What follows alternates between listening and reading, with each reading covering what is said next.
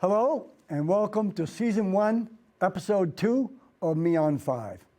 I want to thank our guests from the last show, Deborah Pronovost, the pageant director of Mrs. Maine, and Mrs. Maine for 2020, Megan Gray, and Miss Maine for America 2020, Nicole Chamberlain.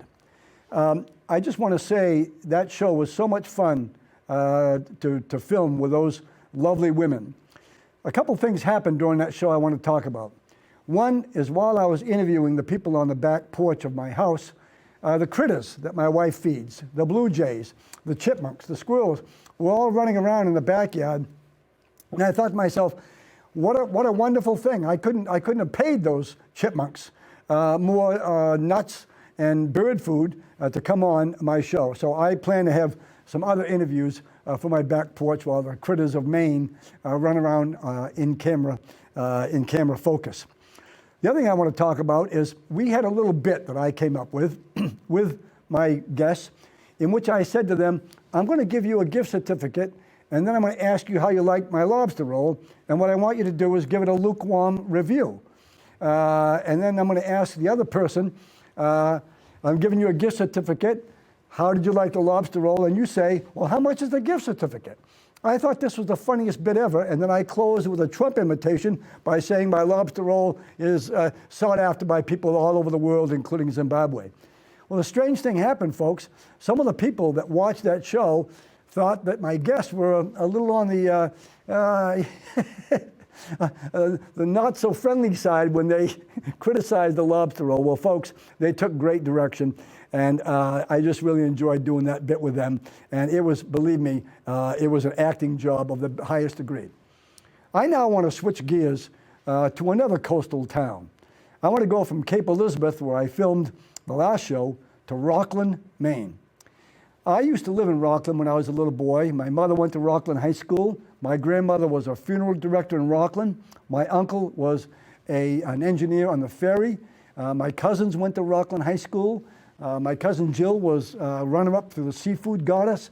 And I used to go to Rockland every summer for several summers. When I was a little boy, I'd take the train from Portland and go to Rockland for the Lobster Festival.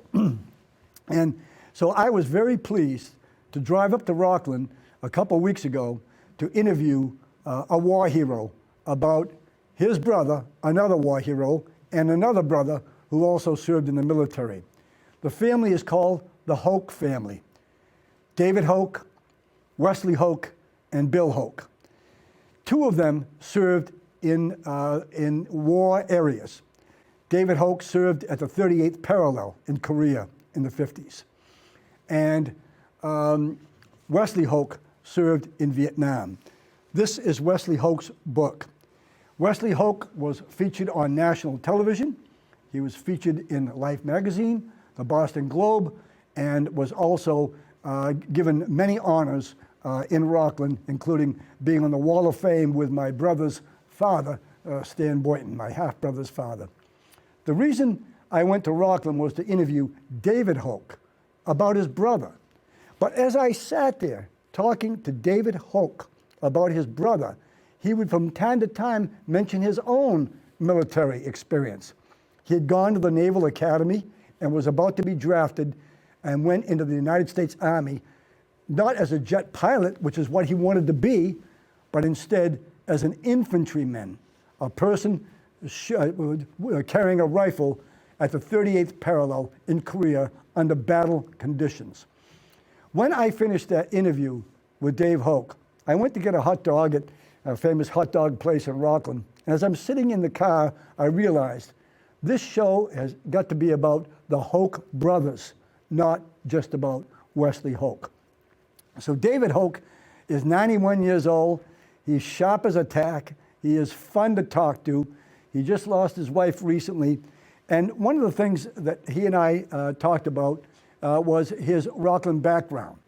And so here I am out in front of Rockland High School, looking to the camera and pointing to the school where my brother went, my sister went, my other brothers went, and also Dave and Wesley Hoch. And we'll shoot that bit right now where we go to Rockland High School and then to the living room of David Hoch. Okay, folks, so we are with the brother of Wes Hoch, Dave Hoch, in his home in Rockland, which is, this is so nicely appointed. How long have you lived here, Dave? We lived in this house 65 years. So there you have Dave Hoch in his living room up in Rockland. His son was also there, who we're going to be speaking with in a few minutes. One of the things that happened was Bill Hoch passed away with an untimely death when he was just 38 years old. And he was the athletic director for Gardner High School, and they now have the football field named after William Hoch, who served in the Marines but did not do wartime duty. Each one of those men, Wesley, Dave, and Bill, came back to Maine and were very successful. Dave helped run the Lime Rock limestone factory, the limestone business in Rockland. One of the streets in Rockland is called Lime Rock Street. And he headed up that company, one of the most successful companies in Rockland history. Then his brother returns from Vietnam and he starts a company that makes molds for yachts. And now Sabre Yachts is now in the very building that he actually formulated in his mind, and is one of the biggest businesses in Rockland. So these two men not only went to Korea and Vietnam, respectively, but they came home to start and become part of two of Rockland's most successful businesses. And here is a piece of the interview with Dave talking about those businesses, and especially the Sabre Yacht Company that bought out Wesley Hoch's yacht mold making business. Now, Dave, were you involved in this boat building business that he got into? It seemed he seemed to start off very small, but it grew to some big thing, didn't it? Yeah. I was involved some on the sideline, and then at the end of the company I had, I retired, but I worked with him for several years. Dave worked with him quite a while. And Dave is your son, who I'm going to speak with in a few minutes. And so when he ran that company, it appears that he was quite well liked by his employees. Is that? Oh yeah, no, he was excellent. About how many employees did he have? I'd say 40. 40. So this would be a fairly large operation for Rockland, wouldn't it be? What he and his team that he had put together, they decided to make fiberglass boat molds. Because if you're gonna make fiberglass boats, you're gonna have to have a mold Right. to start out with. Well, they got to be the largest fiberglass mold maker in the country. So they're selling these things all over the country. It becomes like a big deal even in that business. Well, the best customer he had was Sabre Yacht. Yes, of course. You see them everywhere. So we were making so many molds for Sabre that they came to Wes and they said, we'd like to buy you out. Huh. And he had the company quite a long time. But anyway, he sold it out to Sabre. And right now, Sabre Yacht is in the largest building that we have in the industrial park. So, ladies and gentlemen, one of the most successful television shows in the history of television is the TV show MASH, starring Alan Alda and a bunch of other wonderful people. Ladies and gentlemen, this show was about the Korean War, the 38th parallel. And Dave Hoch participated in that conflict. And he will tell you about this in an interview that I have been playing, where he talks about what it was like to be in battle in Korea. And I asked him a stupid question. I said, where did you stay? And thinking, he said, well, I stayed on the ground in a sleeping bag. And you'll see this photo of Dave holding his rifle, and then in a picture that was taken in Korea, and then a latter day picture taken with him holding the rifle in the same position. But the story of MASH was about a medical unit. And the reason why I think it is so coincidental that Dave would be in Korea is because MASH was actually written by a Bowdoin graduate. His name, Richard Hornberger. In the book, he is called Richard Hooker. And he went to Bowdoin College, just a few miles up the road from Rockland, and writes this book about Korea, and it becomes a masterful television show. Behind me is a book written by Wes Hoch about his service in Vietnam. And that book, this book right here, could easily be a television series. It is funny, it is moving, and it is about what Wes Hoch did in Vietnam. But what I think is really amazing is the friendship between the two brothers. I have no doubt in my mind that Wes Hoch was inspired by his two brothers, and especially perhaps by Dave, who served in Korea. And when I talked to Dave about Wesley, I asked him, I said, did you folks ever fight? And he said, we never fought. I said, wait a second, that cannot be true. Siblings always fight. And he goes, wait a second. I do remember one fight that we have, and ladies and gentlemen, this is the story that Dave Hoch told about that only fight that he remembers with his brother Wes. Dave, did you two ever fight? You ever have fight? Never fought? Get out of here. Well, we did, yeah. Yeah, no, I have one incident. One incident comes to mind. Yeah? Let's hear it. One Christmas up at the farm, I would say I might have been in upper grammar school, but I'd say I maybe was a freshman in high school.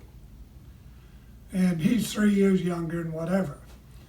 Well, Dad, for some reason, bought us a set of boxing gloves, which was, I can't imagine him doing. See, that sounds like a bad idea. So we immediately put on the boxing gloves, and we go out in the kitchen and we start tapping each other. Yeah. Then it kind of got hitting each other harder. Yeah. Well, I gave Wes a whack. I gave Wes a whack, and he went flying out through the kitchen, big kitchen window out on the deck. And Dad grabbed those boxing gloves, and we had a stove in the kitchen that burned wood. You know, you burn wood in there. And he took the gloves and shoved them in there, and the kitchen started filling up with smoke. So, ladies and gentlemen, when I finished the interview with Dave Hoch and sat in the car and decided to do the show about these military heroes, I had no idea until I got some materials from a woman by the name of Cindy Bean. And Cindy Bean is the one who sent me this book. She is a whiz at looking at archives, and many of the pictures that have been coming up on the screen while I've been talking to you were photos and clippings that she has sent to me over the time about Wes Hoch and about David Hoch. And one of the things that I wish to say about this family is they were very religious, very spiritual. And Wes Hoch in his book makes many references to St. Francis of Assisi.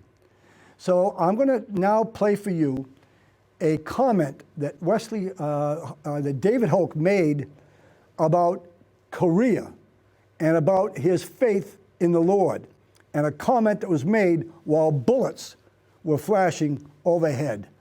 It's a fun story to listen to, Dave Hoch telling about his experience in Korea. We always had Jesus at our right hand.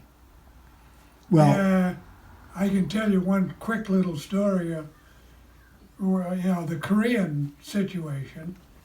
We were in a firefight one night, because they would keep approaching the line, you know, thinking about coming over, and we were preventing them from doing that. And so one night that was going on, we were in our foxhole, and I hear this voice with all that going on. He says, "Hey, Hoch," he said, "what you say about that Jesus of yours?" He got converted right in that hole. I never forgot that. Ladies and gentlemen, as I conclude this show about David Hoch, I want to tell you that the next show will focus on Wesley Hoch. One of my favorite shows in television history as a young boy and even in high school was a show called To Tell the Truth. 3 people would come on that show, and you had to guess which one was the real celebrity, the real person that had done these marvelous or interesting things. And they had a panel of 4 people, and they would ask questions. Well, Wesley Hoch was on that show, and he was on that show when I was a senior at Orono High School. I may have watched the show. So what I'm going to play for you right now is the introduction of that show. And next month, when I come back on, we're going to play the rest of it. And I'm going to see whether or not you could have guessed which one was the real Wesley Hoch.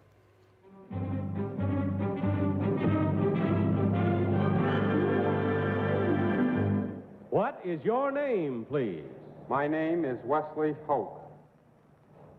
My name is Wesley Hoch. My name is Wesley Hoch.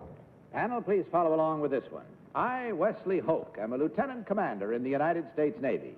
I have just returned from a rather unusual tour of duty in Vietnam. I was stationed on a remote island off the coast where my headquarters was a grass shack with a mud floor. In addition to my unofficial duties as doctor, dentist, and midwife, I had the job of official advisor to what is probably the strangest fleet in existence.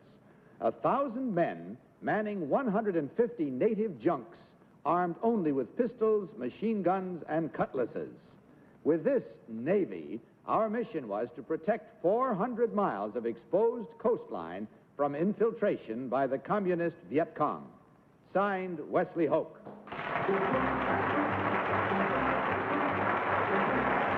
Ladies and gentlemen, I hope you'll come back next month when we focus on Wesley Hoch and all that he did in Vietnam, how he was a model person to be sent to Vietnam. Thank you for watching Me on 5. I'll see you next month.